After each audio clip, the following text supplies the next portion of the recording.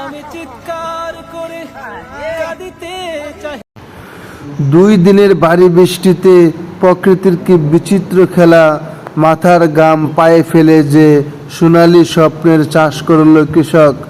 2 দিনের টানা বৃষ্টিতে সেই পাকা ধান আজ খেতে শুয়ে পড়েছে। একদিকে বৃষ্টির হানা, অন্যদিকে শ্রমিকের আকাশচুম্বী মজুরি 1000 টাকা, অথচ ধানের মূল মাত্র 600 টাকা। হিসাবটা মিলাবে কে? শ্রমিকের দাম 1000 টাকা, ধানের দাম 600 টাকা প্রতি মণ। ফলাফল লাভের বদলে শুধুই হাহাকার। এভাবে যদি ঘন ঘন বৃষ্টি এসে পাকা ধানে মই দেয়, তবে বাংলার কৃষক তার দুঃখ রাখার জায়গা খুঁজে পাবে না। যে কৃষক 16 কোটি মানুষের মুখে অন্ন তুলে দেয়, আজ তার নিজের কপালে চিন্তার ভাঁজ। হে আল্লাহ, প্রকৃতির এই দুর্যোগ থেকে আমাদের কৃষকের রক্ষা করুন।